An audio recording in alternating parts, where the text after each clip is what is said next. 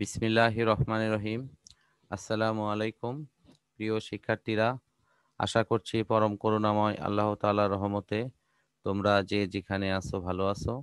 আজ আমি আমাদের প্রতিষ্ঠানের অনলাইন শিক্ষা কার্যক্রমের অংশ হিসেবে উচ্চ মাধ্যমিক শ্রেণীর পদার্থবিজ্ঞান দ্বিতীয় পত্রের তৃতীয় অধ্যায় চলতরিৎ এই অংশের ওপর জুলের তাপীয় ক্রিয়ার সূত্র নিয়ে আলোচনা করছি।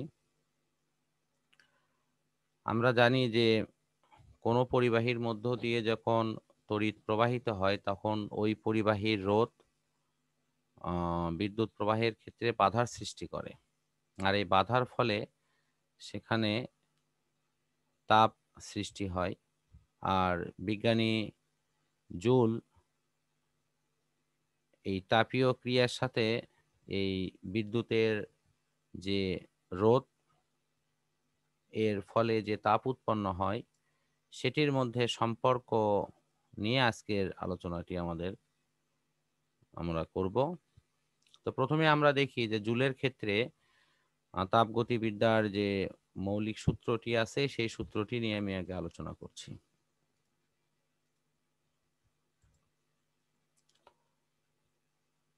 তাপ যদি কাজ অথবা কাজ যদি তাপে রূপান্তর হয় তাহলে এই যে পরিমাণ কাজ সম্পাদিত হবে সেটি প্রযুক্ত তাপের সমানুপাতিক।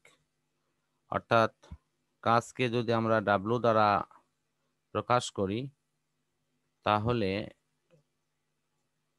তাপকে যদি আমরা এইচ দ্বারা প্রকাশ করি তাহলে ডাব্লু ভেরিজিয়াস এইচ। আমরা সমানুপাতিক সম্পর্ককে একটি ধ্রুবকের মাধ্যমে সমান চিহ্ন দেব, সেই ধ্রুবকটি হলো জে। এই জে কে বলা হয় যান্ত্রিক তুল্যাঙ্ক।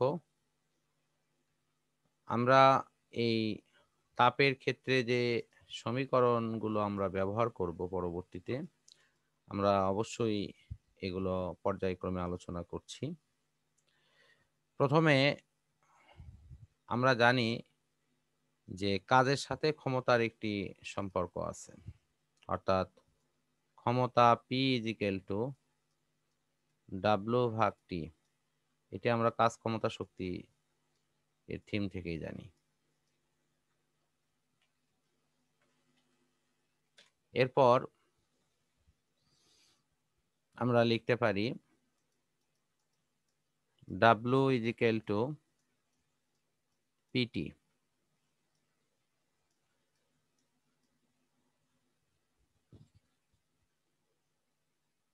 এখন যদি আমরা এই থিমটি বিদ্যুতের ক্ষমতার যে সূত্র আছে সেটির মাধ্যমে যদি প্রকাশ করি তাহলে এই বিষয়টি আরো ক্লিয়ার হয়ে যাবে। একক ধনাত্মক চার্জকে স্থানান্তরে যে পরিমাণ কাজ হয় সেটি হলো বিভব। তো প্লাস কিউ চার্জ স্থানান্তরে কাজ হয় ডাব্লু, তাহলে একক ধনাত্মক চার্জ স্থানান্তরে কাজ হবে ডাব্লু ভাগ কিউ। এটি হলো সংজ্ঞা অনুসারে বিভবের মান। অতএব আমরা লিখতে পারি W equal to V Q. এখন যদি উভয় পক্ষকে টি দিয়ে ভাগ করা হয় তাহলে সমীকরণটি হবে ডাব্লু ভাগ টি ইজিক্যাল টু হলো পি, আর এখানে এই যে কিউ ভাগটি এই অংশটির যদি মান বসাই তাহলে পুরো সমীকরণটি হবে ভি আই। এখন আমরা একটু ওহমের সূত্রের সহযোগিতা নেব। ওহমের সূত্রের সাহায্যে আমরা দেখতে পাই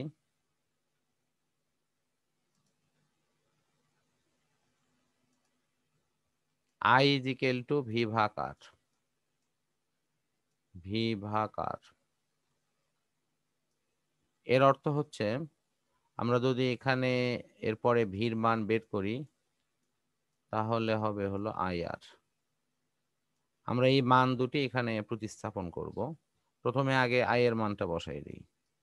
তাহলে P is equal to V into V ভাগ আর। এর অর্থ হচ্ছে পি ইজ ইকুয়াল টু দাঁড়াচ্ছে হলো ভি স্কোয়ার বাই আর।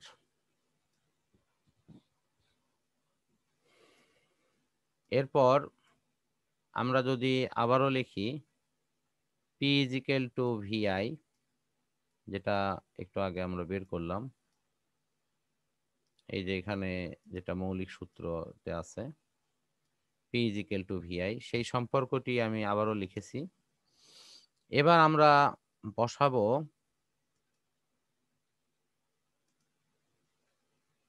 ভির মান বসায় দেব। এই যে ভির মান আছে আই স্কয়ার আই গুণন আর, সেই মানটি আমরা এখানে প্রতিস্থাপন করব। অর্থাৎ I R into I I square R. তাহলে পি ইজ ইকুয়াল টু আমাদের মান আসলো আই স্কয়ার আর। আমরা যদি এই মানগুলো পর্যায়ক্রমে এখানে স্থাপন করি তাহলে কি দাঁড়াবে, পির মানগুলো আমরা এখানে শুধু বসাই দেব। তাহলে শিক্ষার্থী বন্ধুরা তোমরা দেখতে পাচ্ছ পির মান হলো ভি আই, এই যে এখানে দেওয়া আছে ভি আই, এরপরে হলো টি, এরপর আমরা এই মানটা বসাবো ভি স্কোয়ার ভাগ আর, অর্থাৎ ভি স্কোয়ার ভাগ আর আর টি। এরপর লাস্ট মান যেটা বের হলো এই যে এখানে আই স্কোয়ার আর, অর্থাৎ আই স্কোয়ার আর টি। আমরা পর্যায়ক্রমে এই সূত্রগুলো ব্যবহার করে আমরা বিভিন্ন গাণিতিক সমস্যা সলভ করব। বিশেষ করে আমাদের বৈদ্যুতিক যন্ত্রপাতিগুলো কিভাবে বাসায় বিদ্যুৎ বিল তৈরি করে বা বিদ্যুৎ শক্তি কিভাবে ইউজ করা হয় সেটির বিল হিসাব করার জন্য আমরা পরবর্তী ক্লাসে এই সূত্রগুলো ব্যবহার করে আমরা অঙ্ক করব এবং এর নিয়ে প্রয়োজনীয় আলোচনা করব। তো আজকে এই আলোচনার মধ্য দিয়েই আজকের ক্লাসটি শেষ করছি। পরম করুণাময় আল্লাহ তাআলার কাছে সবার সুস্থতা কামনা করে বিদায় নিচ্ছি। আল্লাহ হাফেজ।